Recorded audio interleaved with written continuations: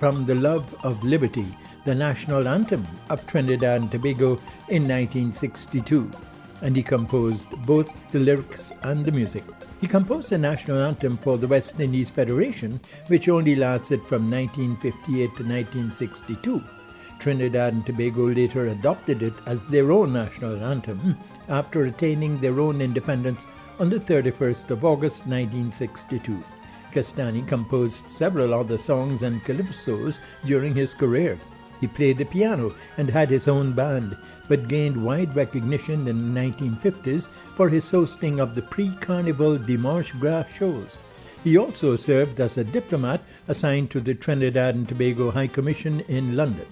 While in England, he worked with the BBC in airing West Indian talent on a weekly radio show. In 1994, he was awarded Trinidad and Tobago's Chiconia Medal of Gold for public service in music. In 1962, Patrick Castani was appointed as a member of the Most Excellent Order of the British Empire, MBE. See you next time on Bet You Didn't Know, compliments of Sigismund Consultants, Inc.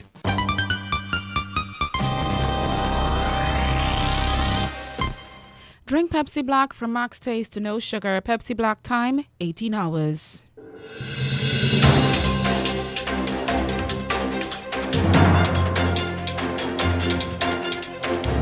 The news from Guyana, the region and the world. Compiled in the News Talk Radio newsroom and powered by DemeraraWaves.com. The news comes to you compliments of KFC. It's finger licking good. First, the highlights.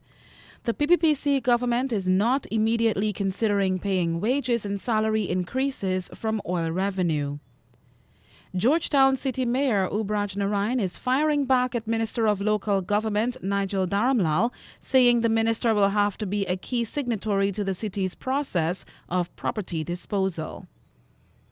Vice President Bar Jagdeo is accusing some officials of the City Council of trying to sell prime properties belonging to the Georgetown Mayor and Town Council.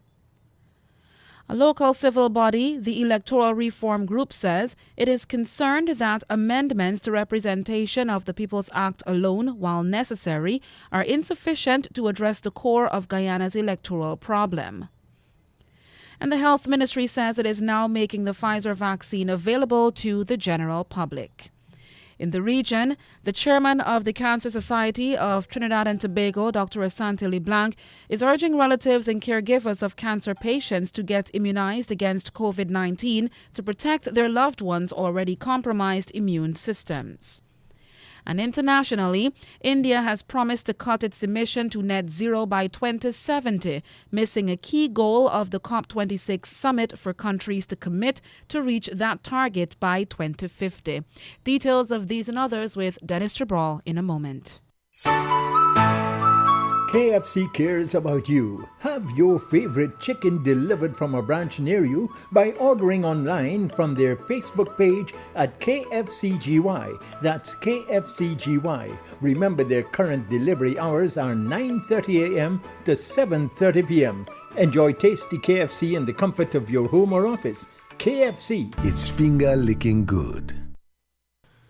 And now the news in detail. Good evening, I'm Dennis Chabrol. Vice President Barry Jagdeo says the government is not immediately considering using oil revenues to pay increased wages and salaries. The Vice President says before the government considers such an undertaking, there needs to be enough revenue and proper management to ensure sustainability. And of course, wages will go up too in the public service as you get more resources, because then you can finance it. But not to finance it only for the period when you have oil, and when the oil disappears, you don't have a revenue stream to finance increased wages, because that's a recurrent expenditure.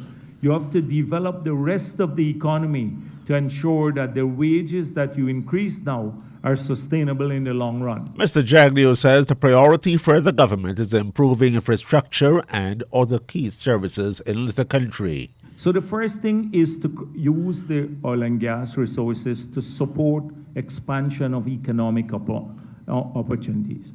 Secondly, world-class education. Thirdly, world-class health care. Infrastructure for the future. These 4-lane roads, cheap power, good ports, so our people, good security, so our people can drive in comfort.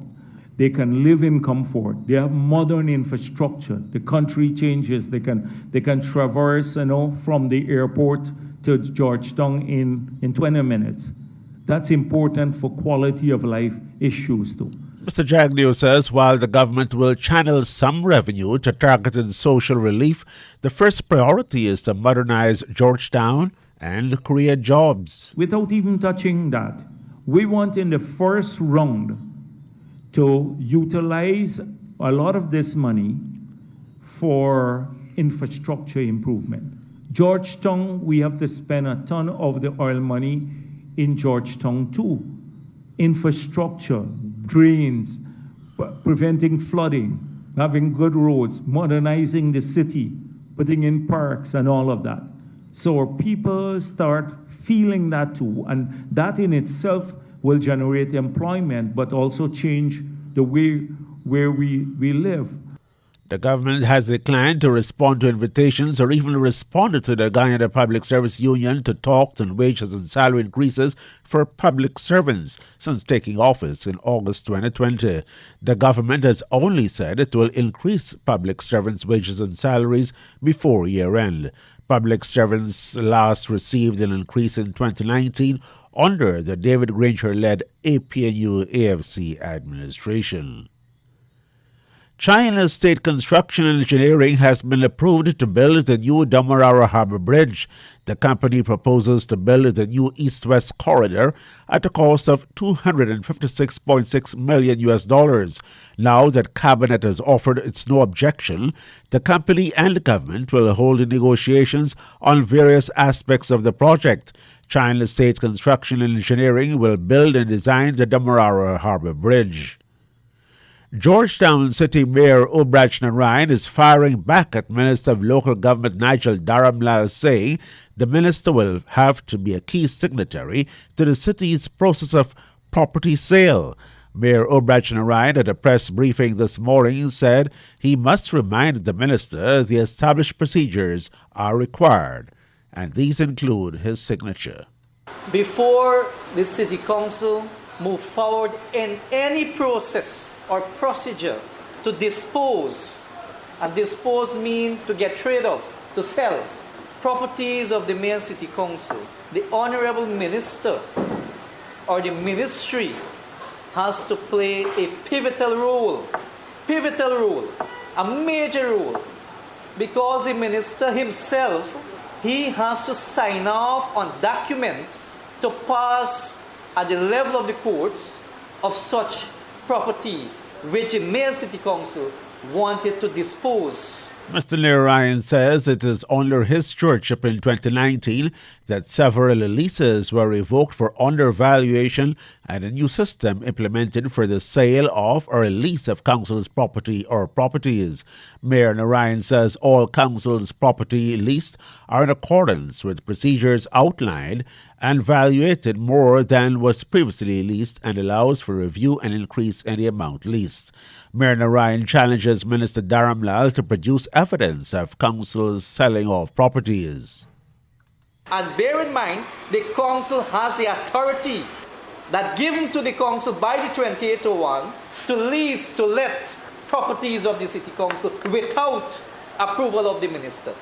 But if the minister is making an accusation that we are disposed of property, we are selling property, is a scandalous accusation the Honorable Minister is moving forward. And I encourage the Minister, if he has any evidence,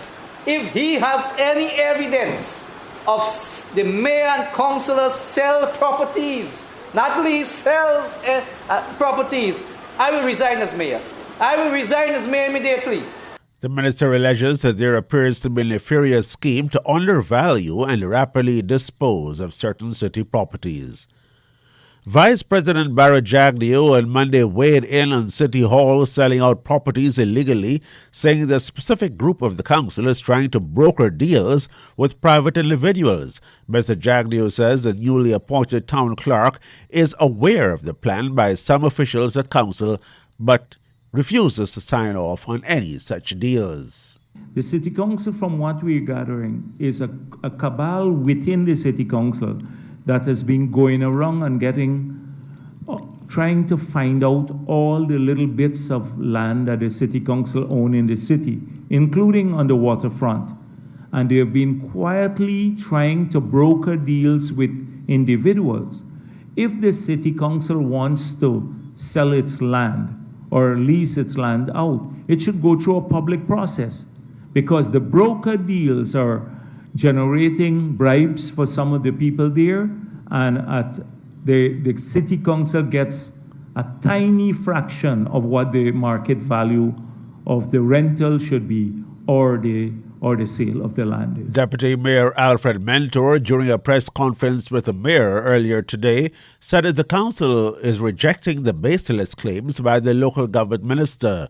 Mr. Mentor says the government is setting a sinister agenda in motion to remove the council in order to allow them to bequeath council's properties for their own benefit. There are issues where we hear there are plans to build massive hotels and massive things along the way, but they forget they got to deal with the city council.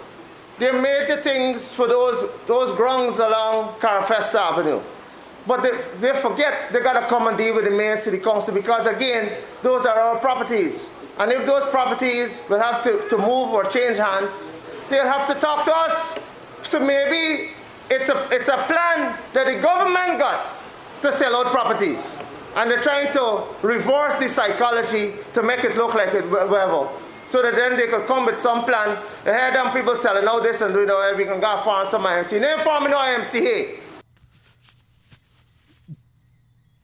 Mr. Mentor reminds that for the sale of any property belonging to the council, the Minister of Local Government is a key signatory to completing such transactions.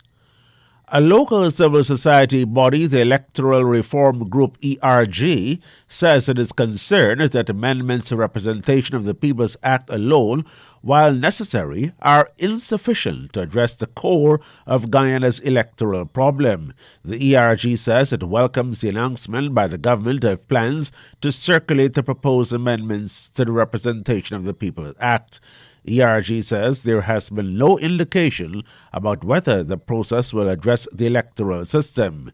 The civil society organization is of the view that minimum requirements should include electoral reforms and must address the structure and the composition of the Elections Commission itself, and not just the staffing matters of GCOM Secretariat or electoral offences. The electoral reform body says there must be a system to incorporate substantive, effective citizen involvement in the reform process consistent with the Guyana Constitution. ERG calls for a comprehensive national consultative process to ensure an improved electoral system which increases accountability of parliamentarians and citizens is used for future national elections. The Health Ministry says it is now making the Pfizer vaccine available to the general public.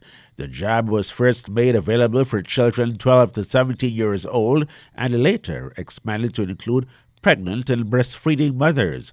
Dr. Frank Anthony, Health Minister, says the ministry has now widened the range.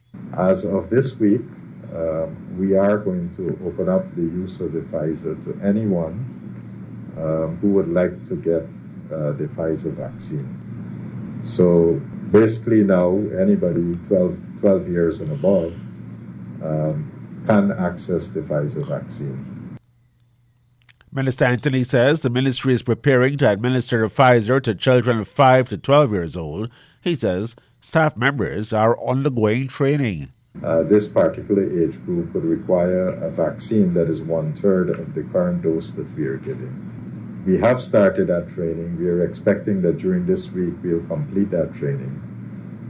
So once full emergency use authorization is given in the United States, our FDA would then be able to license the vaccine for emergency use authorization here in Guyana. Minister Anthony says the administering of the Pfizer jab to children ages 5 to 12 years could begin as early as next week once the emergency authorization is given. There are 382,177 adults, or 74%, vaccinated with the first dose, and 244,322, or 47%, adults fully vaccinated. In the children ages 12 to 17 years old, 27,401 have received the first dose and 18,271 are fully vaccinated. Guyana is mainly seeing a reduction in positive cases as hospitalization numbers are also plummeting. Health Minister Dr. Anthony says that as of November 1, there is a decline in the number of active cases. In terms of COVID-19 cases, we have seen a reduction in these cases. Currently, we have 2,923 cases that are active. Yesterday, we have detected about 36 new cases over the last 24 hours. And in terms of the hospitalization, currently we have 52 persons in hospitals across the country, 33 persons at Ocean View, with 13 of them in the ICU. The number of deaths from the virus is approaching the 1,000 mark. The death toll has also gone up. The government has further relaxed the curfew from 10:30 to 12 midnight to 4 a.m. from November 1. The ministry has also mandated in the revised measure only fully vaccinated persons will be allowed to enter government buildings. Minister Anthony says more than 130,000 persons are yet to get their second dose vaccine but have not returned to complete the regimen. Well, I think people had a long time to get themselves in order. And what we have noticed from the data is that a lot of people came, they took the first dose, and they didn't come back for the second dose. And a lot of time has elapsed between the first and second dose. Now, if you only have one dose of the vaccine, it's not going to be adequate for you to get full protection. And that is why this measure is necessary, so that people get both doses of the two-dose vaccine. And after your second dose, 14 days after, you're considered to be fully vaccinated. Health Minister Dr. Frank Anthony. Guyana's adults and the children who have received both doses of a COVID vaccine account for 47.6% and 25.1% respectively of the adult and children categories. Police investigators say that the now deceased Trevor Allen of Parika Facade and his two brothers were imbibing at a shop in the area when he got into a heated argument with a known male who was one of the suspects. Allen was cuffed to his face by the known man and a scuffle started. Investigators say shortly after the other three suspects came armed with a cutlass and the knives and stabbed and chopped Allen to his face and body. The victim's brother, Harvey Allen, made an attempt to rescue him and received a chop to his back, which caused him to seek refuge in a nearby canal, where he watched the suspects continue to assault his brother. The suspects then armed themselves with bricks and pelted Harvey Allen, who was raising an alarm continuously while in the canal. Persons in the area summoned the police, who arrived after the suspects had already escaped on foot in different directions. Police say Trevor Allen received 5 stabs to his abdomen and a chop to the forehead. He was pronounced dead at Leonora Cottage Hospital. His body is now at the Ezekiel Funeral Home awaiting a post-mortem. 25-year-old Shemaine Johnson of Lot 6 Archer Street, Virgin Eugene, East Bank, Essequibo, was sentenced to 1 month community service for possession of marijuana. Johnson appeared at the Vigilance Magistrates Court before Magistrate Fabian Azor and pleaded guilty on 2 charges. Johnson was fined $15,000 along with 1 month community service for the narcotics charge and $26,000 or 2 months imprisonment for the place of prohibited article charge. The accused was arrested on Thursday by police for the offense of possession of narcotics for the purpose of trafficking and placing a prohibited article. In the Caribbean, Barbados' Prime Minister Mia Mottley has delivered a stark warning on the effects of a rise in global temperature on countries like hers at the COP26 climate conference in Glasgow. Ms. Mottley encouraged other countries to commit to fighting climate change, saying that a 2-degree rise in temperature would be a death sentence for island nations due to rising sea levels and more extreme weather. Asking for urgent action, she said that the Caribbean can work with whoever is ready to go because the train is ready to leave. The COP26 Global Climate Summit in Glasgow in November is seen as crucial if climate change is to be brought under control. Almost 200 countries are being asked for their plans to cut emissions, and it could lead to major changes to everyday lives. Relatives and caregivers of cancer patients are being encouraged to get immunized against COVID-19 to protect their loved ones' already compromised immune systems. The advice came from the chair of the Cancer Society of Trinidad and Tobago, Dr. Santi LeBlanc, who was speaking at the Ministry of Health's media conference on Monday. Dr. Blanc says relatives and caregivers not vaccinated and caring for sick relatives are in fact potentially able to cause more harm than good. She says the global pandemic has been converted into a pandemic of the unvaccinated to a large degree. She says people cannot afford to lose the fight due to misinformation and a division of the population.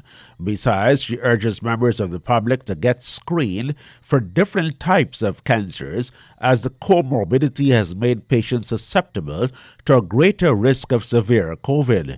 Meanwhile, as of 4 p.m. on Sunday, 601,791 individuals have completed their vaccination regimen in Trinidad and Tobago.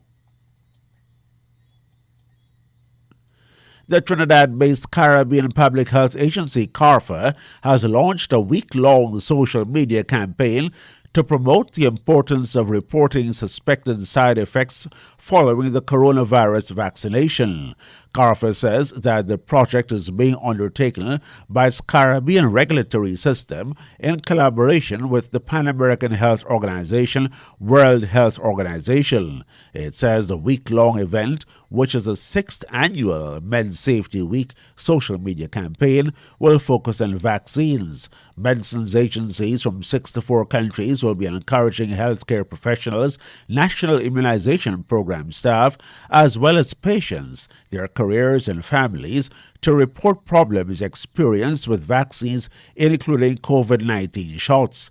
CARPHA says the vaccines are among the most important advances in medicine, saving millions of lives annually, and have proven to be the best method to protect individuals against infectious diseases. However, as with all medicines, there are side effects.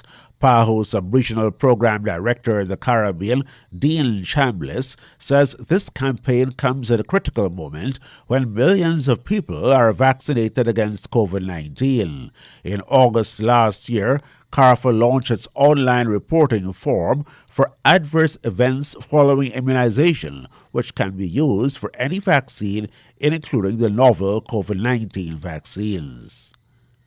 In Trinidad and Tobago, scores of food items will from today no longer attract the 12.5% value-added tax or VAT as the budget measures to give effect to this kicks in. The removal comes at a time when customers are already faced with rising food prices as a result of the global supply chain blockages. Head of the Shipping Association, Hayden Aline, has noted continuing overseas shipping issues causing delays and inevitably hiking costs.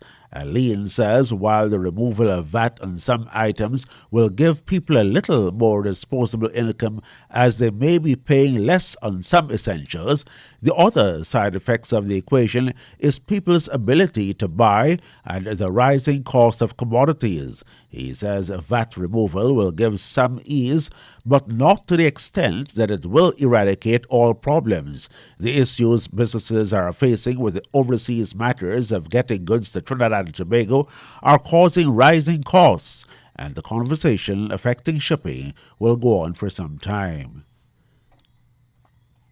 And now, the world news from the BBC. BBC News with Sue Montgomery. President Biden has told the UN Climate Summit in Scotland that every day the world delays in tackling climate change, the cost of inaction increases. But he said that the fight against global warming offered incredible opportunities for world economies. He apologised for his predecessor Donald Trump, who pulled the United States out of the Paris Climate Accords. Here's our environment analyst, Roger Harrabin. At the last great meeting of this conference in Paris in 2015, delegates agreed to limit global warming to well below 2 Celsius, preferably to 1.5 degrees, both compared with pre-industrial levels. Over the weekend, that target was ratcheted up by G20 leaders, who conceded that a 2 Celsius rise was too dangerous. But can Glasgow keep emissions down to a level in line with a 1.5 rise? Almost certainly not. But that doesn't mean this meeting is heading for a total failure, because it's sending signals that the age of fossil fuels will draw to a close. India's Prime Minister Narendra Modi has told the COP26 conference that his country aims to reach the target of net zero carbon emissions by 2070. It's the first time India has announced a net zero target. Our environment correspondent Matt McGrath is in Glasgow. It's good because India is the fourth largest emitter of carbon in the world. They haven't had a long-term target before, now they do. The bad, I suppose, is the fact that it's for 2070 when scientists say that we need to have net zero emissions by 2050. Other good stuff in his speech was the fact that Mr. Modi also touched on renewables, and that by 2030 more than 50% of their energy would come from renewables, and that they'd remove or cut about 1 billion tonnes of CO2 by 2030 as well. The Prime Minister of Barbados has made an impassioned speech at the climate conference, saying nations like hers in the Caribbean, Latin America, Africa and the Pacific were on the front line of the environmental crisis. Mia Mottley told world leaders to try harder, warning that a rise in global temperatures of 2 degrees amounted to a death sentence. A luxury apartment block under construction in Nigeria's commercial capital Lagos has collapsed, trapping up to 100 people. Officials said 4 people had been rescued so far and 4 bodies recovered. Here's our Nigeria correspondent, Mayeni Jones. Details are still emerging. The rescue operation is actually still on the way, but local labourers who were on site told the BBC that as many as 100 people, some say 40, were in the building at the time, a mix of electricians, plumbers, builders, but they also say that the owner of the building was reportedly on site because they'd seen his car outside earlier today. BBC News. A judge in the United States has dropped most charges against a close ally of the Venezuelan president in order to comply with conditions for his extradition from Cape Verde. Alex Saab is no longer accused of money laundering, but he still faces 1 count of conspiring to launder money, which carries a maximum sentence of 20 years. The United States Supreme Court has been hearing arguments about a law in the state of Texas that has virtually ended abortion after 6 weeks of pregnancy. The Texan authorities hope the way the law is drafted protects it from any review by federal courts. But commentators say the justices appear to be inclined to allow at least 1 challenge. The American psychiatrist Aaron T. Beck has died aged 100. He's regarded as the father of cognitive therapy, which is now the world's most studied form of psychotherapy. Michael Duncan has more details. Aaron T. Beck's work became the centre of a revolution in the treatment of depression, anxiety and many other mental conditions in the 1960s. Dr. Beck was still training in psychoanalysis when he began to doubt the scientific basis of Freudian teaching, which focused on issues from childhood. Beck instead began to examine what patients were thinking in the present. He found that many conditions were based on unexamined assumptions made by people about themselves. he discovered that these assumptions about social skills or luck in relationships could spiral into self-doubt and illness. So alongside therapy, he would encourage patients to test their assumptions about themselves in life. Brazil's President Jair Bolsonaro has been met by protesters in a northern Italian town, where he was granted honorary citizenship by its right-wing mayor. Some in Anguillara Veneta cheered the Brazilian leader, but around 200 people heckled him while holding banners reading "Justice for the Amazon." His great-grandfather was born in the town. BBC News. That's the news to the moment. After a hard day's work, a lime at the workplace would be great, and a lime at the workplace with KFC would be even better, with a wide choice of finger-licking meals in a wide range of sizes. It could be the celebration of a colleague's birthday or promotion, or just a lime for no reason at all. Any lime, anytime, anywhere is better and tastier with a delicious meal from any of KFC's 9 locations, including the Amazonia Mall at Providence. KFC. It's finger-licking good. And now to end the news, a recap of the highlights. We told you this hour that Vice President Barry Jagdeo says that the government is in no hurry to immediately hike wages and salaries from oil revenues. Georgetown City Mayor Obrecht Narayan is firing back at the local government minister, saying the minister will have to be a key signatory to the city's process of property disposal. In the region, Barbados' Prime Minister Mayor Motley has delivered a stark warning on the effects of a rise in global temperature on countries like hers at the COP26 climate conference. Internationally, India has promised to cut its emissions to net zero by 2070, missing a key goal of the COP26 summit for countries to commit to reach the target by 2050. The news came to you with the compliments of Kentucky Fried Chicken, KFC.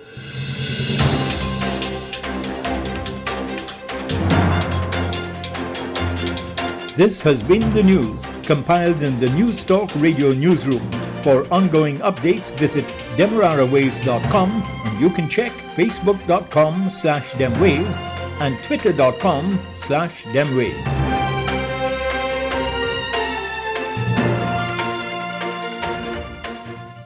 This is News Talk Radio Guyana 103.1 FM. The time in Guyana, 18 hours 30 or 6:30 p.m. We now join the BBC World Service for the remainder of the evening. Negotiated is the North Sea transition deal. I can't simply say to the 250,000 people who work in the sector in the UK that we're going to just shut the door on the sector overnight. No, that's not something that's going to happen. What we're working on, and I speak to Diego and international colleagues about this, is actually trying to work a transition so that we can decarbonise, and that's the aim of the game. That's what we're trying to do. But is the transition, the message of the transition, we can only transition if we actually open another oil field? No, that's not the message. The message is that we want to invest. I mean, what you said was critical to this whole piece. We have to invest in new technologies, and that's what we're doing. So let me come back to Leah. Leah, we heard from you for the question. Now, what do you make of what you've heard? I appreciate those answers, and I appreciate that you're investing in carbon captures. I just want you to know that we are all depending on you, and we hope you deliver because we are running out of time. Thank you very much.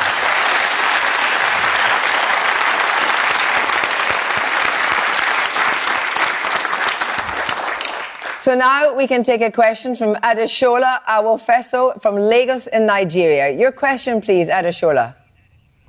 Thank you. Today, Lagos has grown into a mega city. Our population is about 14 million and still growing. How do we manage our growth in the face of possible destruction? Thank you very much indeed. Diego, over to you first. The mega cities. Well, I think we need to make sure that the cities themselves are also sustainable. And the way to achieve that is, for example, with transportation. We have to have sustainable mobility. We have to massify electric vehicles, non-emission vehicles that could be made out of hydrogen. And we need to make sure that we also continue into the energy transition using wind, solar, water, anything that is renewable. I think that's the key. And a final point I will make is we need to be more conscious about our energy use. So we need to work on energy efficiency. And this is something that we all have to do as a society in the world. Because, of course, energy security, of course, is one of the reasons China's given for opening whatever it is, 40-odd new coal-fired power stations. I mean, what do you make of that, Gina? You know, there's still a lot of fossil fuel in the queue in a lot of countries, and we have to find a way to actually replace that with clean energy. Yeah. There's no choice here. Yeah. And I think the only thing I would point out, and I don't mean to interrupt here, is that, you know, these are difficult choices. You want people to be able to live comfortably now, but we have to make some hard choices about how we're going to supply energy into the future. And that means we have to be creative here and recognize that we have a lot of options right now for greenhouse gas reductions and investments in clean energy that can change the dynamic of how people work, where they work. We actually see this shift as being an important economic security for the United States.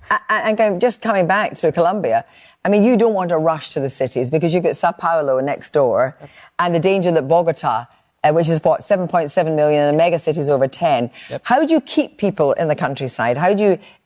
We talk about deforestation, you talk about contracts with people to stop the deforestation.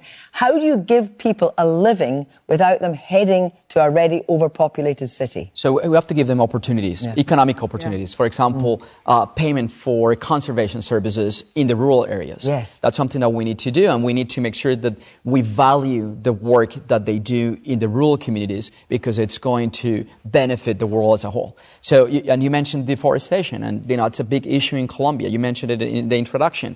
One of the biggest causes of deforestation in Colombia is cocaine. Yeah. So, and this is something that we need to tell the world when consumers in Europe, in the US, when they do cocaine, they are making a huge impact in deforestation. And actually not just, you take about something like cocaine, which is drug, but you look at something that, you know, everybody likes to eat now, avocados. For every avocado kilo, it takes more than 200 litres of water. You can understand Colombian farmers are changing to avocados, and in the meanwhile, cutting down forests. Yeah, but we need to do it sustainable. So you need to do low carbon and sustainable agriculture. In Colombia, we have the 6th largest hydro renewable resources in the world. We need to manage them well to make sure that it continues to be a renewable source. I think where's the help that developed countries can give, richer countries can give in terms of contracts and so forth? Yeah, so the question I thought was an excellent one, and I've been to Lagos many times over probably 25 years now, and I've seen how the city has expanded extraordinarily. And in terms of actually trying to decarbonize a city, there are a number of issues I think that Diego raised. You've got to look at the energy system. So, and I think people in Nigeria, governments is looking at how to decarbonize the energy system. There's a lot more interest in renewables, in solar energy as well. You also have to look at transportation. And one of the things about Lagos is that there are millions and millions of cars there. And that's a great opportunity, I think, to drive electric vehicles and to drive decarbonized transport in the way that Diego mentioned. And thirdly, you have to think about, you know, individual consumers as well, in terms of how they get. And there's a huge, much more sensitivity, much more understanding of the issue now than was the case certainly 10 or 15 years ago. Could I just add a point? And part of this has to be, if you're going to invest in solutions, you have to look at the communities that have been left behind first. Yeah, that's right. You know, in the U.S., we have, you know, significant challenges where we have environmental justice communities that have been polluted, overly polluted, if there's any such thing as underly polluted, for years. And we can't just allow all the opportunities for jobs, all the opportunities for clean air to go to the communities that are already benefited by action. Absolutely. So, I want to... Muti. In the early 90s, we started to have a vision in Greenland to invest in hydropower. Now in the next coming 4 to 5 years, then 90% of the energy in Greenland will come from hydropowers. And Greenland, we have only 57,000 people and inhabitants.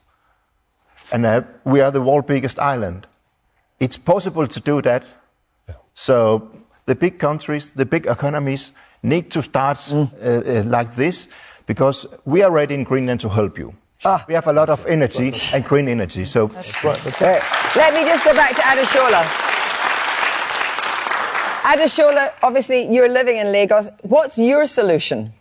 I mean, I like the contributions made. I live in Lagos and I see clearly that our environment is screaming for help. We can do better in the areas of sustainable growth. I mean, rightly mentioned, we can do better with electric cars, even though, I mean, pricing is also something to worry about.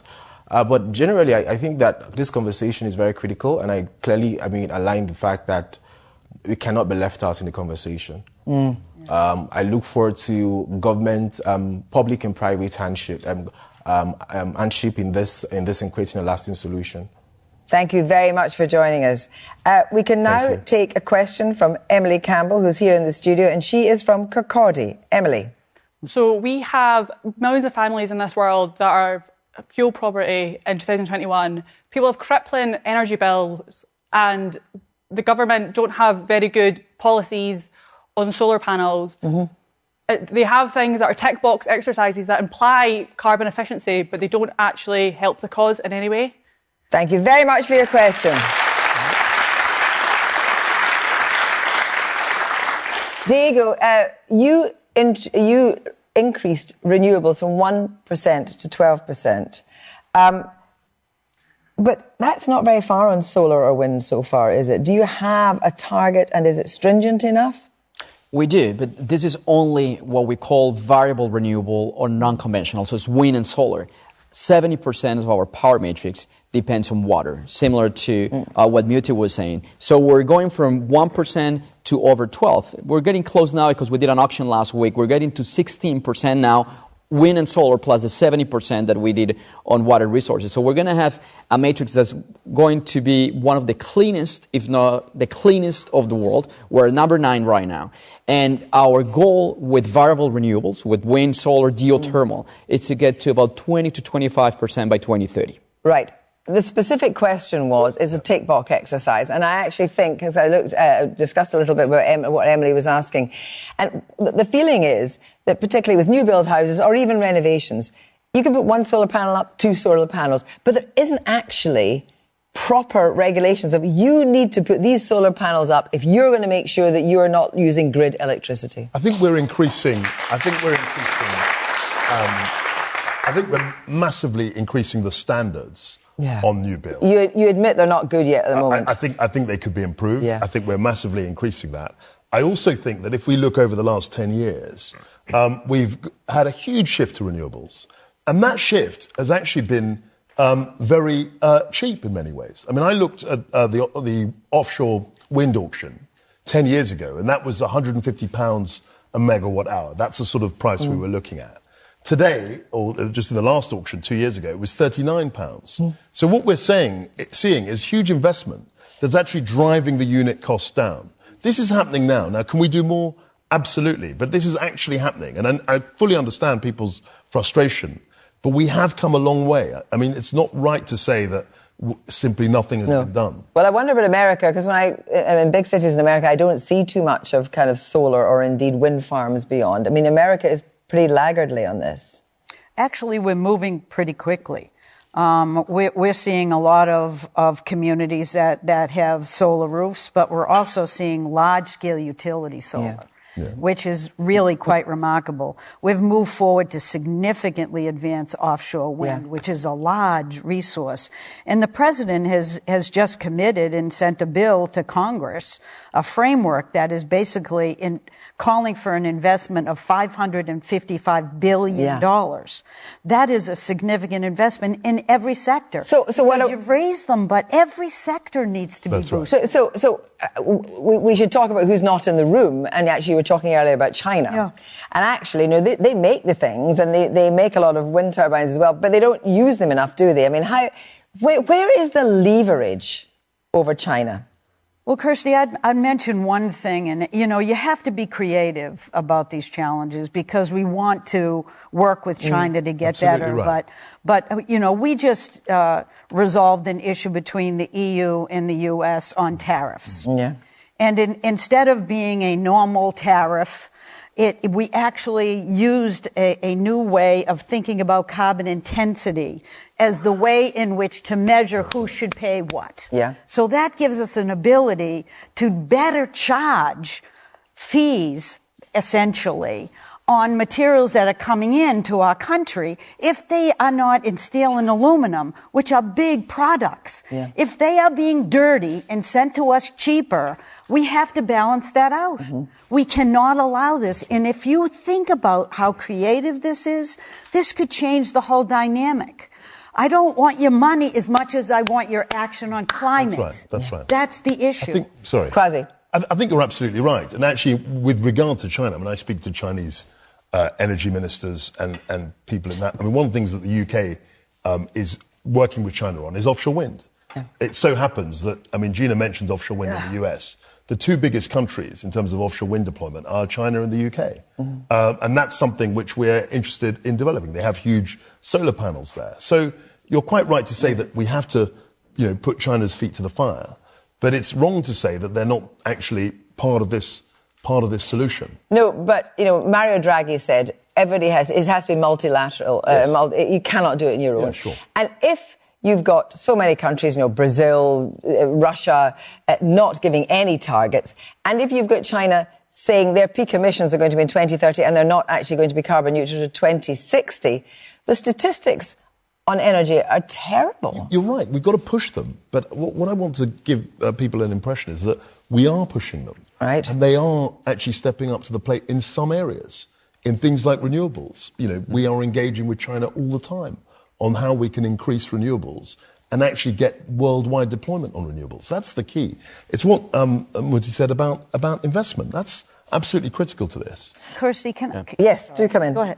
I was just going to weigh in that, the things we're talking about investing in are not losing propositions. No. They're hugely winning exactly propositions. Right. Exactly right. We're being asked by young people to stop destroying the planet, which is essentially threatening human lives in our communities. If that's not a really good place to invest, I don't know what is. But secondly, the way we look at it is President Biden is not looking to spend $550 billion to sacrifice our economy. No. He's looking to grow that way and grow jobs. These are really investments, not penalties. Agree. Thank you very much. As soon as China figures that out, as soon as Brazil figures out they're on the losing end of the proposition, then we won't be forcing them to be. Where's your leverage over Brazil? But before that, I have one point to make about the question, because I think it was very good, but to also illustrate what type of debates we have in different parts of the world. So here you're asking about building standards for solar panels. Yes. We still have in Colombia about 500,000 families without access to electricity. In the world, we have 1 billion people that don't have access to electricity. They have to use wood to cook, for example. That obviously contributes to deforestation. We need to fix that as well. And that has to be part of the conversation, and that's where we need developed countries to help us finance that. Absolutely, because you want people to live with dignity. You want people to have that energy, exactly right. But you do not want them to be contributing to the problems that we have. Exactly, and that's why we're doing in Colombia is using solar panels to actually close that energy gap, and we're getting to 100,000 families, about 40% of them with solar panels. Right, let's move on to the next question, and it comes from Best Abalaka from Aberdeen, born in Nigeria. Best, your question, please. Thank you. My question is, there has been a lot of talk about making people switch to electric cars by 2050. Let's say peradventure, people cannot afford it by then. What would you do in that situation? Thank you very much indeed. Gina McCarthy, only rich people can afford electric cars. This just give me the cheapest Tesla is approximately £40,000, which is probably, $60,000. The cheapest Skoda is £15,000. It's a rich person's game at the moment, an electric car. I think you're not wrong, Kirsty, but there's ways of resolving that. Number one is the more you produce, the cheaper they get. Right. And number two is you can actually provide consumers rebate that equalizes that challenge. That's right. That's part of the ways in which you build this into an economic system that will allow you to get access to these types of products. So that's exactly what we're doing. So tell me, just in terms of Greenland, you can help with electric cars, but at a price, because you've got critical materials for electric cars. You've got nickel, copper, cobalt and platinum. Company backed by Jeff Bezos and Bill Gates, among others, are wanting to mine this, or you to mine it for them. You could be a major beneficiary of electric car boom, but are you happy about mining these non-renewables? If we can do it sustainable, it will be good. But the more you invest, the more you produce, the cheaper it will be. Right. Yeah. So I think that's the way we need to do that. And that's a perfect way for countries to work together. Exactly. You know, because these vehicles, once you own one, they're cheaper to run. They have almost no maintenance. So the key is to get them less expensive and to give everybody access. But what about helping people to buy? What a help to buy, and not help to buy for houses, help to buy for cars. That's what we're doing. So I mean, the question was an excellent one, and it's exactly as has been described. The more we invest in this, we can drive down the unit costs of production, and that's where you get cheaper cars. And one of the things the government is trying to do is to incentivise through grants the acquisition of these cars. And that's when you get that, and it's a classic example of trying to drive down unit costs through investment. And we're trying to see that in heat pumps and other forms of renewable technologies. And that's what we're doing. We're seeing that. Bess, very quickly, what do you make of the problem? I think the solution will be okay if they are able to provide with the essential materials they use to provide. They can make it affordable for everyone. I think that will be fine. Yeah. Thank you very much indeed.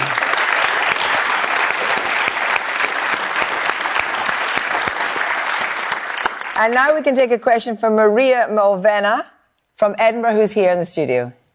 Thank you. It's World Vegan Day today. An Oxford University study concluded that going vegan is the single biggest action an individual can take to protect the planet. What are you doing to encourage more planet-friendly diets such as veganism and to support the transition away from animal farming to more sustainable plant-based farming? Thank you very much. I read that you were considering veganism. How did you get on? At the moment. You're not? It's difficult. It is hard. But I completely understand where you're coming from. I mean, if you look at... And I'm glad that you've mentioned it, because we haven't talked about agriculture. No. I mean, that's a huge emitter, and we've been speaking for an hour, and we've concentrated on power generation, we've talked about transportation. We haven't spoken about agriculture. And I think moving to plant-based diets is something that people should consider. Now, I don't think government should force people to do that. No taxes on meat, then? No taxes on red meat? Well, I always say this. It's always a matter for the Treasury. I mean, chance of the But I think, encouraging people to think about their lifestyle is absolutely what we want to be doing. Diego Mesa, are you vegan? No, I'm not. But I do think that low-carbon agriculture is part of the solution. And even going beyond that, you can have absorption agriculture to capture CO2 emissions. So we need to, it's all about making it sustainable, in addition to changing the patterns in which we behave. I agree with you that obviously it's an individual, contribution that we could all do. But we also need to make sure that if you're vegan, all the products that you consume are sustainable growth. That's right. Do you think, Gina, it's time to start taxing on behaviour and lifestyle? Do you think that's the way it's more of a stick than a carrot, no pun intended, to get you to veganism? I don't eat sticks, but I do eat carrots. I think it's very difficult to try to tax behavior. You provide incentives to give people cheaper options for what's good for you. But you also, I ran the EPA for a while. I like regulations too. So I'm not sure that I'm trying to force people to make decisions as much as the economy and the businesses. And so in this case, we're working with farmers to do smart agriculture, to get the methane reductions out of the system, to capture the carbon in the soil. There's things we can do together to actually make those reductions without penalizing individuals for their habits. Difficult for Greenlanders to have vegetables because it's difficult growing conditions. We can do it in South Greenland. But I think we also need to think about the people in the undeveloped countries. They also need to have some food. But we need to transform to a sustainable way to do our thing and production. I will tell you a little bit story from Greenland. We always have lived by nature in thousands of years, hunting. But because the climate changes, the hunters cannot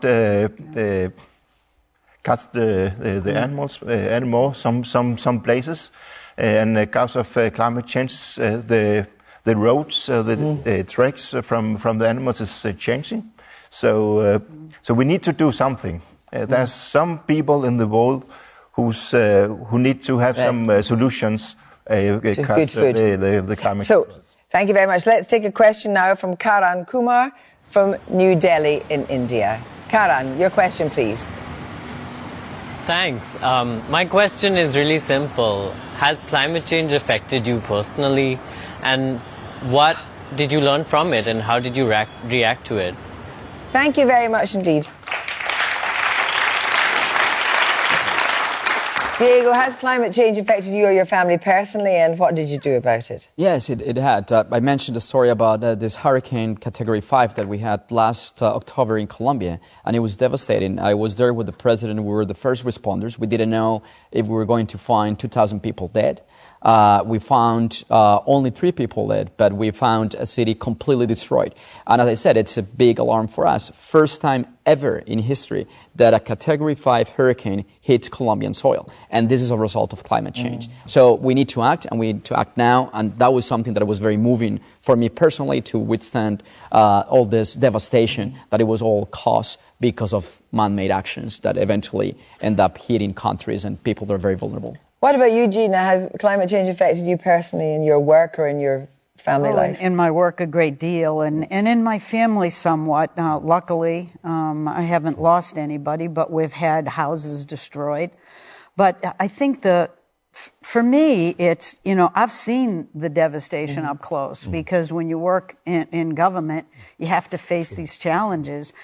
And then you see what happens in other countries, including in the developing world, and you just wonder, what's taking us so long? Why aren't we facing this? And so I do think we're at an inflection point right now. Yeah.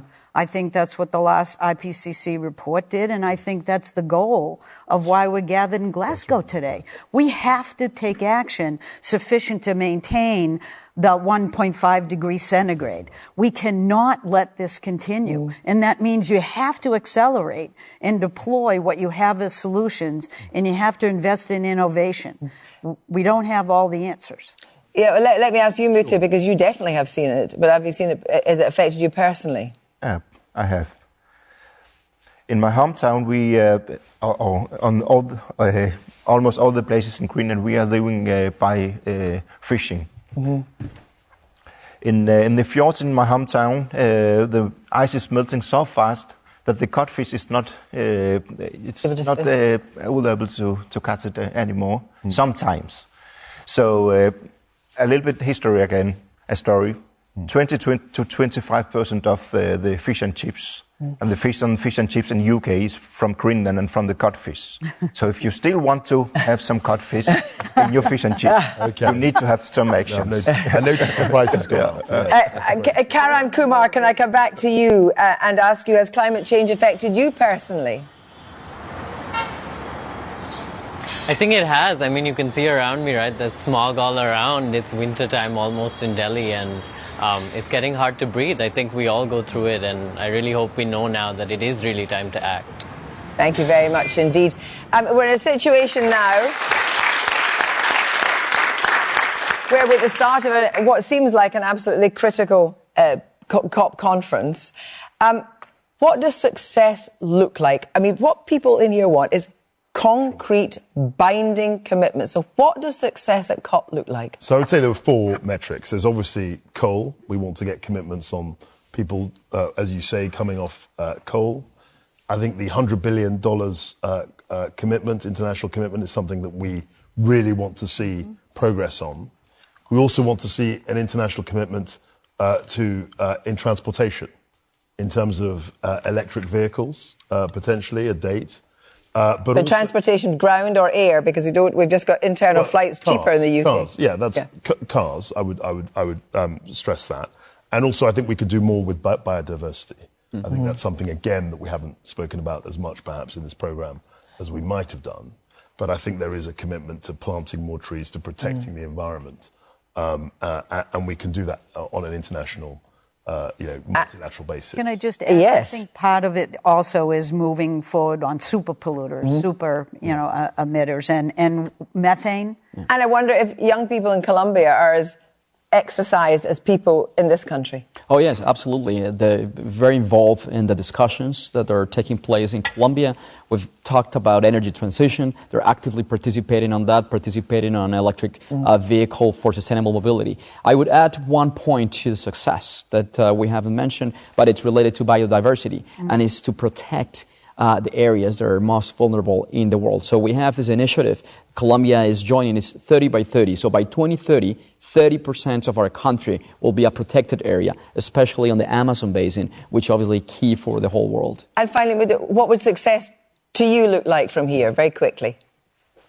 To push all the countries, and especially the big countries with the big economies, to collaborate with all of the countries in the world to invest in green energy. This is the future. Thank you very much indeed. That's all from the Global Climate Debate. My thanks to our panel, to our great questioners, and to you for listening. From everyone here in Glasgow, in Scotland, goodbye.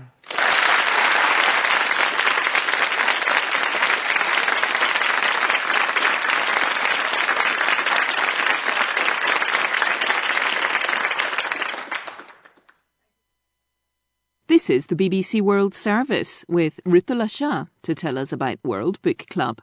Istanbul, Istanbul is the story of 4 political prisoners in a centre for torture. I wanted to talk about the beauty of Istanbul with the language of people who are in pain. The Turkish writer Burhan Sönmez joins me to talk about his award-winning novel. World Book Club with Burhan Sönmez. Saturday at 12 GMT.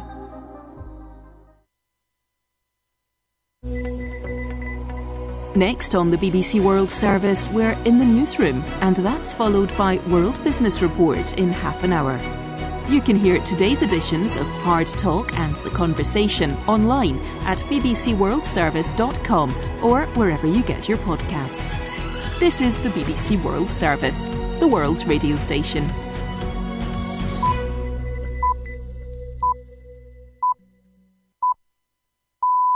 Hello and welcome to the newsroom. World leaders have been outlining the challenges we all face at the COP26 climate summit in Glasgow. Here's President Biden. It's simple. Will we act? Will we do what is necessary? Will we seize the enormous opportunity before us? Or will we condemn future generations to suffer? Meanwhile, India says it will reach net zero emissions by 2070. But climate activists want far more from everyone. Every year is always the same, and it's always these fancy meetings that we are not invited to. So we are here to fight, to say no, we will unite together. Also in the programme, we'll hear from Nigeria, where a 20-storey building has collapsed, trapping up to 100 people. And go to Washington. Abortion is healthcare. Healthcare is a right. Where the US Supreme Court is hearing arguments against a Texas law that in effect bans abortion. That's all coming up here on the newsroom with me, Nick Miles. BBC News with Sue Montgomery. More than 100 world leaders have agreed on a plan to end and reverse deforestation by 2030. It's worth about $19 billion in public and private funding. Matt McGrath has more details. A pledge to curb deforestation on a large scale was first made in New York in 2014, but this new announcement comes with a significant increase in funding. Crucially, it's also supported by countries that are home to 85% of the world's forests, including Brazil, Indonesia and the Democratic Republic of Congo. The plan will see producer and consumer countries collaborate to try to limit the amount of goods that are linked to deforested land. There will also be money to bolster the land rights of indigenous people. The plan's been launched here at COP26 as curbing deforestation is seen as crucial to preventing dangerous climate change. One of the world's biggest emitters of greenhouse gases, India, has for the first time committed itself to a target for reaching carbon neutrality. But the date of 2070, announced by the Prime Minister, Narendra Modi, is 2 decades later than a UN recommendation. Here's our science editor, David Shukman. A big surprise that's widely welcomed is an announcement by India's Prime Minister Narendra Modi for half the country's energy to come from renewable sources by 2030 and to go net zero by 2070. For years, India, one of the world's biggest polluters, has avoided commitments like this on the grounds that it's still developing. So although the timetable is slower than many would like, this does mark a new level of engagement. President Biden has told the UN Climate Summit in Scotland that every day the world delays in tackling climate change, the cost of inaction increases. But he said that the fight against global warming offered incredible opportunities for world economies. Mr. Biden apologised for his predecessor Donald Trump, who pulled the United States out of the Paris Climate Accords, and said he wanted the US to lead by the power of example. France is postponing its deadline to reach an agreement with the UK on post-Brexit fishing licences. The government in Paris had threatened to block British boats from some of its ports on Tuesday unless more permits were granted to French vessels. From Paris, Lucy Williamson. Hours before the deadline set by France, President Macron has pressed pause. We don't apply sanctions during negotiations, Mr. Macron told journalists, adding that he wanted to find a good outcome and that the coming hours would be important. His meeting with the Prime Minister, Boris Johnson, at the G20 summit in Rome only seemed to widen the diplomatic rift. But since then, talks between the two sides have restarted and are set to continue this week. You're listening to the World News from the BBC. The United States Supreme Court has been hearing arguments about a law in the state of Texas that has virtually ended abortion after 6 weeks of pregnancy. The Texas authorities hope the way in which the law was drafted protects it from review by federal courts. But commentators say the justices appear to be inclined to allow at least one challenge to go ahead. A luxury apartment block under construction in Nigeria's commercial capital Lagos has collapsed. Rescue workers are searching through heaps of rubble and twisted metal for survivors. A Nigerian official said 4 people have been rescued so far and 4 bodies recovered. It isn't clear how many people were in the building when it collapsed. The American psychiatrist Aaron Beck has died aged 100. He's regarded as the father of cognitive therapy, which is now the world's most studied form of psychotherapy. Michael Duncan has more details. Aaron Beck's work became the centre of a revolution in the treatment of depression, anxiety and many other mental conditions in the 1960s. Dr. Beck was still training in psychoanalysis when he began to doubt the scientific basis of Freudian teaching, which focused on issues from childhood. Beck instead began to examine what patients were thinking in the present. He found that many conditions were based on unexamined assumptions made by people about themselves. He discovered that these assumptions about social skills or luck in relationships could spiral into self-doubt and illness. So alongside therapy, he would encourage patients to test their assumptions about themselves in life. Brazil's President Jair Bolsonaro has been met by protesters in a northern Italian town, where he was granted honorary citizenship by its right-wing mayor.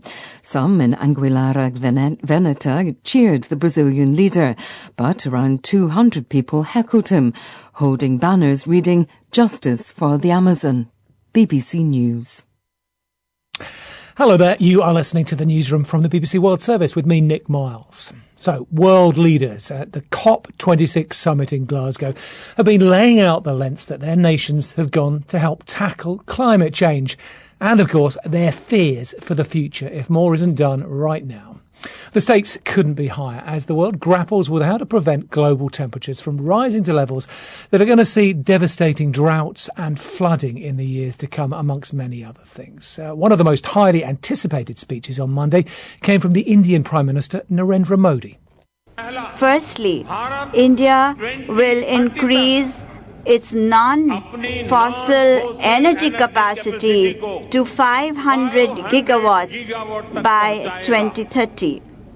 Secondly, India will fulfill 50% of its energy requirements from renewable energy sources by 2030. Thirdly, between now and 2030, India will reduce its total projected carbon emissions by 1 billion tons. Fourthly, by 2030, India will reduce the carbon intensity of its economy by 45%.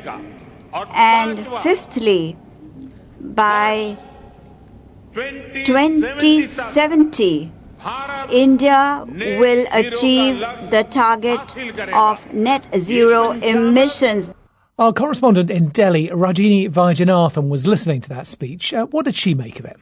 This debate was always about balancing the environmental benefits and challenges with the economic. India is a population of more than 1.3 billion. It is a growing economy. In fact, of all the countries in the world, the IEA, the International Energy Agency, predicts that India's energy demand is going to be increasing at the highest rate in the next 2 decades. So there is huge demand. And at the moment, the lion's share of that energy comes from coal, which of course is a dirty fuel. So cutting it down is going to take time. And that's why, unlike other nations that have said 2050 is when they'll get to net zero, we finally heard from India's Prime Minister that it will be 2070. Now, at the same time, India is aggressively pursuing renewable energy. As you say there, by 2030, it wants to get 50% of its energy from renewables. But all of this takes time, and there's a balance for Prime Minister Modi with trying to make sure that world leaders are pleased and also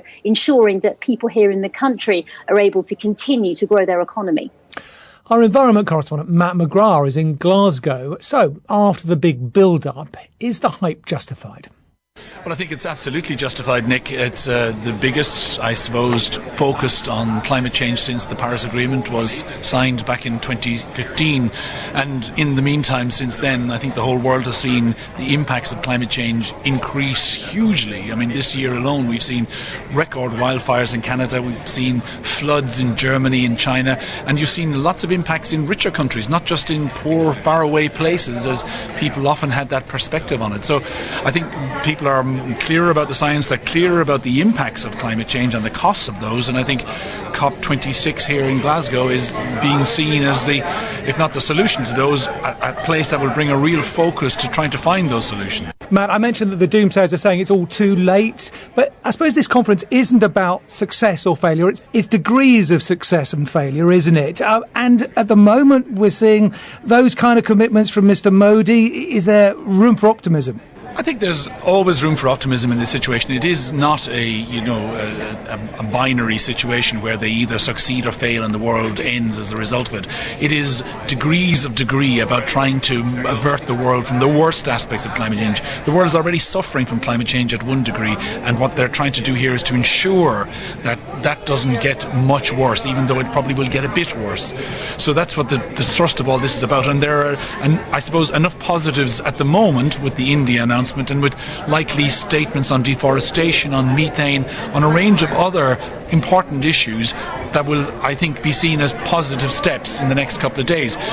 Whether at the end of it all amounts to enough to put the world on the right track, well, I think it probably won't, but, we wait and we remain to be surprised. That was Matt McGrath. Well, among those speaking at the opening of this conference was the Prime Minister of Barbados, Mia Mottley. She was very critical of world leaders who were not attending and said the summit couldn't be allowed to fail. What must we say to our people living on the front line in the Caribbean, in Africa, in Latin America, in the Pacific, when both ambition and, regrettably, some of the needed faces at Glasgow are not present? What excuse should we give for the failure?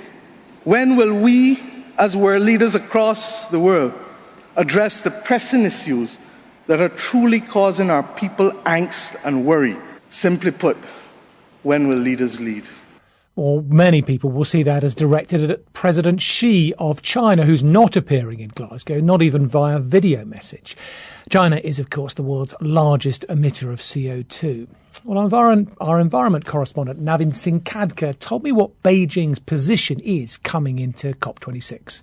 Basically, they've submitted a plan, which is more or less what they had submitted in the past. And, the major thing is about this going carbon neutral by 2060. But in the meantime, we're also hearing about, all those coal power plants being run or even new ones planned, particularly in the quest to recover the economy battered by the pandemic. Navin, we heard Mia Mottley from Barbados earlier just saying, look, we're pretty upset that President Xi's not coming. 6 years ago at that conference in Paris that we were at, developing nations all came together in a big bloc trying to force the big emitters to do more. Can they put pressure in the same way this year? It's a big if, because in the meantime, if you remember, China has invested heavily in many developing and poor countries. So that politics, before also it was there, but now it's becoming more challenging because of Chinese involvement in almost all the continents. So it remains to be seen how many of these countries will actually come up and speak about China. But up until now, we've got few countries talking like that, but not many. So it will be quite challenging. That's really interesting. So if anything, there might be less pressure on Beijing to go further with its commitments than 5-6 years ago. Yes, I mean, that's true. And also, particularly because China talks also about adaptation, and that kind of is helping, or it suits so many other fast emerging economies agenda that it's not just about cutting down emissions, but also about how to live with it now, how to minimize damages. That's what China is talking about. So that is, of course, a way that China might be trying to distract its commitment about emissions. Now, going into this conference, one of the other big issues were countries like Malaysia and Indonesia, other relatively large countries, saying that we're not going to reduce our emissions drastically unless we get more money from the wealthy nations and help with technology. So how important is that standoff for the overall success of Glasgow? This was their position even before the pandemic, but the pandemic has really kind of changed the scenario. And many of these countries, like you mentioned, they have categorically said that they need whatever resources, including coal, to reboot their battered economies. So yes, that argument is still there. That was Navin Singh Khadka. Well, inside the conference centre, the sentiment among representatives of the world's poorer, smaller nations was, on the whole, one of polite resentment, at times bordering on despair. Outside, though, the mood among climate activists was very different. Our reporter Lorna Gordon has been to one protest just across the River Clyde from the conference. There's been small-scale protests all around the site. This perhaps is one of the largest, and very strong emotions here as well. With me is Colette Livy-Brown from Botswana. We do not want to have the same conferences every single day. We do not want to have global north leaders coming from their countries and just coming to congratulate themselves.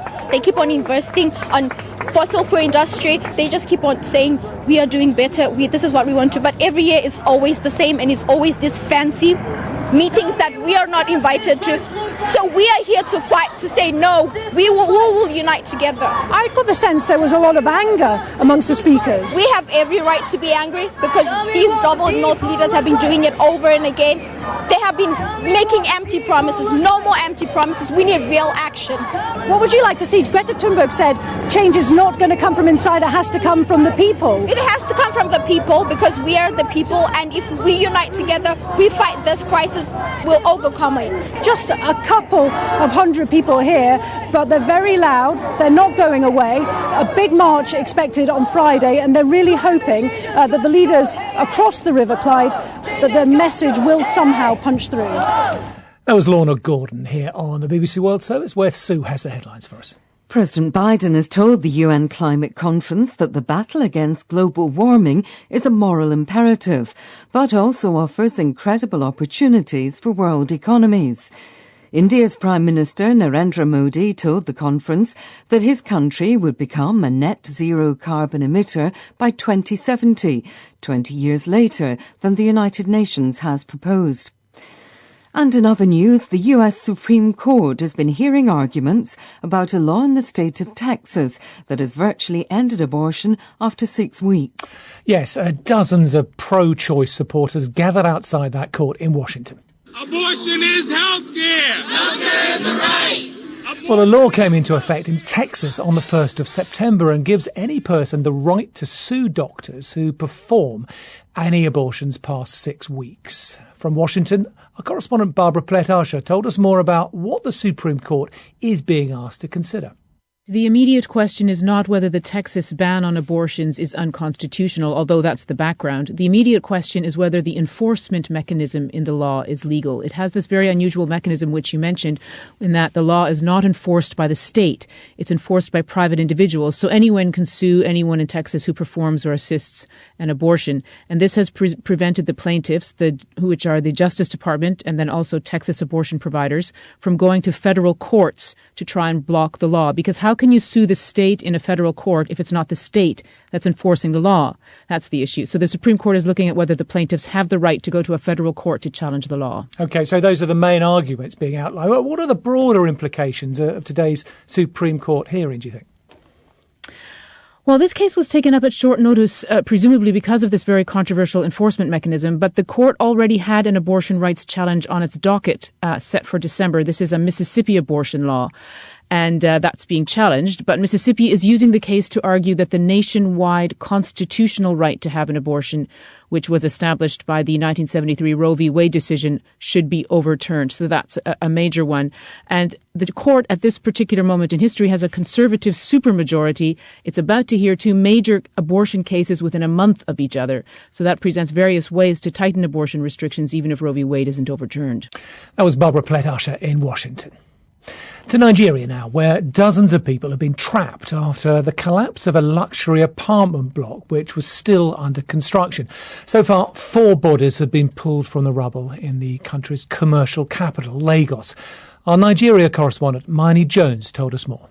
Details are still emerging, but local labourers who were on site told the BBC that as many as 100 people, some say 40, were in the building at the time, a mix of electricians, plumbers, builders. But they also say that the owner of the building was reportedly on site because they'd seen his car outside earlier today. That hasn't been confirmed by the authorities, but it seems like a real mix of people have been caught up in this terrible tragedy. Any idea how many people may have died in it? At the moment, the death toll is still uncertain. A member of the Red Cross told the BBC staff that it could be 5 people, but they don't know yet because the building is so tall and the rubble, the pictures that you see are really horrific. It's kind of really compact.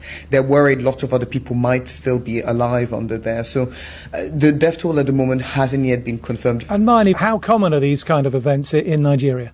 Unfortunately, they happen very, very often. Just 2 years ago to the day, there was a building collapse just 10 minutes away from the site of today's incident. And people remember in 2014, at least 100 people, most of them from South Africa, died when a church guest house crumbled in Lagos. So it happens a lot.